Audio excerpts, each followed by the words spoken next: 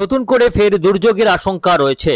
বাংলার উপর অবস্থিত ঘূর্ণাবর্তটি ক্রমশ শক্তি বৃদ্ধি করছে। আজকে সন্ধ্যার পর থেকে রাত্রের দিকে একাধিক জেলায় ভারী থেকে অতি ভারী বৃষ্টির প্রবল সম্ভাবনা রয়েছে। বেশ কয়েকটি জেলার জন্য সতর্কবার্তা জারি করল আবহাওয়া দপ্তর।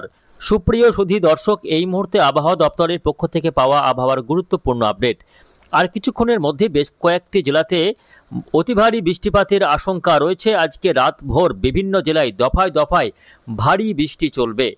উপকূলীয় এলাকায় তৈরি হওয়া ঘূর্ণাবর্তটি এই মুহূর্তে বাংলার উপর সক্রিয় অবস্থায় অবস্থান করছে। পাশাপাশি গাঙ্গেয় বঙ্গের উপর অবস্থান করছে সক্রিয় মৌসুমী অক্ষরেখা, যার প্রভাবে আগামী কয়েকদিন এখনও টানা বৃষ্টিপাতের সম্ভাবনা রয়েছে। তো আসুন আজকের ভিডিওতে আমরা বিস্তারিতভাবে জেনে নেব আজকে 1 আগস্ট শুক্রবার। আজকে রাত্রের দিকে আবহাওয়া কেমন থাকবে, আজকে রাত্রে কোন কোন জেলাগুলিতে অতি ভারী বৃষ্টি হতে পারে, কোন কোন জেলাগুলিতে রয়েছে চরম ভারী বৃষ্টির সতর্ক বার্তা। বিস্তারিত জানতে অবশ্যই ভিডিওটিকে শেষ পর্যন্ত দেখবেন। পাশাপাশি আপনাদের জানিয়ে দেব যে এই রকম বৃষ্টি আর কতদিন চলবে, কবে থেকে আবহাওয়া পরিষ্কার হবে। আপনাদের জেলাতে এই মুহূর্তে বৃষ্টি হচ্ছে কিনা অবশ্যই কমেন্ট বক্সে লিখে জানাতে ভুলবেন না। তো দেখুন, এই মুহূর্তে সরাসরি স্যাটেলাইট ভিউয়ে দেখা যাচ্ছে যে দক্ষিণবঙ্গের বেশিরভাগ জেলার উপরই বজ্রগর্ভ মেঘ কিন্তু তৈরি হয়েছে। এই যে দেখতে পাচ্ছেন, ঘন বজ্রগর্ভ মেঘের সঞ্চার হয়েছে দক্ষিণবঙ্গের বিস্তীর্ণ এলাকায়, যার ফলে এই জেলাগুলিতে ইতিমধ্যেই কিন্তু ব্যাপকভাবে চরম ভারী বর্ষণ শুরু হয়েছে।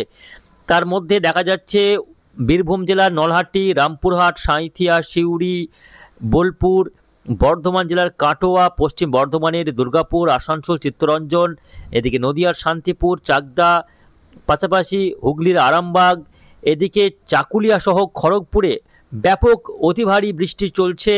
এদিকে উড়িষ্যার বারিপদ, বালাসর, জলেশ্বর, এদিকে ভালদা, চাকুলিয়াতে ব্যাপক আকারে কিন্তু ভারী বৃষ্টি শুরু হয়েছে। এদিকে উপকূলীয় এলাকায় দেখতে পাওয়া যাচ্ছে বজ্রগর্ভ ঘন কালো মেঘ, যেখানে গোসাবা, জয়নগর, হলদিয়া অর্থাৎ সুন্দরবন এলাকাতে কিন্তু চরম ভারী বর্ষণ শুরু হয়েছে। বাংলাদেশের খুলনা বিভাগের একেবারে সমুদ্র তীরবর্তী শ্যামনগর, পাথরঘাটা, মঠবাড়িয়া, কলাপাড়ায়, মিরাজগঞ্জ, জিয়ানগর, মোংলা এই সমস্ত এলাকায় চরম ভারী বর্ষণ কিন্তু ইতিমধ্যেই শুরু হয়েছে। এই বৃষ্টি আজকে রাতভর দফায় দফায় চলবে।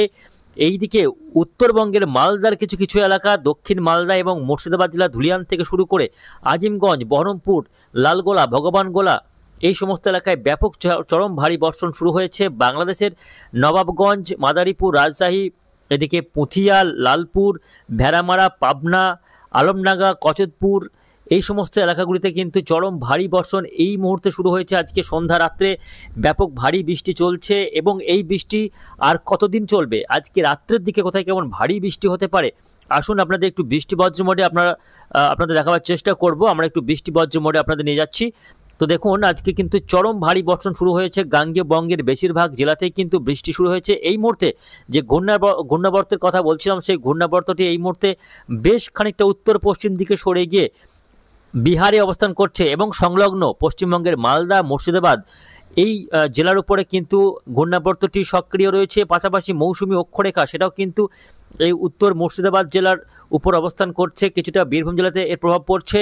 মালদা জেলাতে এর অবস্থান রয়েছে মৌসুমী অক্ষরেখা এবং ঘূর্ণাবর্তের, যার প্রভাবে মালদা থেকে শুরু করে উত্তর মুর্শিদাবাদ জেলা, বীরভূম জেলা, পূর্ব বর্ধমান, পশ্চিম বর্ধমান, বিহার, ঝাড়খণ্ড এই এলাকায় কিন্তু ব্যাপক আকারে বজ্রগর্ভ মেঘের সঞ্চার হয়েছে এবং আজকে রাত্রের দিকেও বিভিন্ন জেলায় ভারী বৃষ্টি চলবে। আজকে রাত্রে বিহার এবং ঝাড়খণ্ডের একাংশে ভারী থেকে অতি ভারী বৃষ্টিপাতের সম্ভাবনা রয়েছে। আজকে রাতভর বিহার, ঝাড়খণ্ড এবং পশ্চিমবঙ্গের পশ্চিমাঞ্চলের বাঁকুড়া, পুরুলিয়া, বীরভূম এই সমস্ত জেলাগুলির একাংশে কিন্তু ভারী বর্ষণ আজকে রাতভর দফায় দফায় চলতে পারে। উত্তরবঙ্গের ক্ষেত্রে আলিপুরদুয়ার, কোচবিহার, জলপাইগুড়ির একাংশে ভারী থেকে অতি ভারী বৃষ্টিপাতের সম্ভাবনা রয়েছে।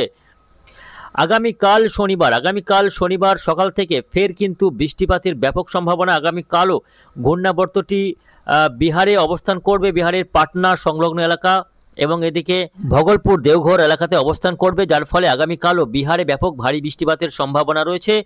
পাশাপাশি আগামীকাল পশ্চিমবঙ্গের ক্ষেত্রে বীরভূম জেলা, মুর্শিদাবাদ জেলা এবং মালদা জেলার বিভিন্ন এলাকায় আগামীকাল হালকা থেকে মাঝারি বৃষ্টিপাতের সম্ভাবনা রয়েছে। আগামীকাল বাংলাদেশ সীমান্তবর্তী উত্তর 24 পরগনা, নদিয়া এই জেলাগুলিতে আগামীকাল ভারী বৃষ্টিপাত হতে পারে। তবে আগামীকাল বেশ কয়েকটি জেলাতে বৃষ্টির পরিমাণ কমবে। আগামীকাল থেকে ধীরে ধীরে বৃষ্টির পরিমাণ আজকের তুলনায় আগামীকাল বৃষ্টির পরিমাণ অনেকটাই কমবে, বৃষ্টির মাত্রা কমে আসবে।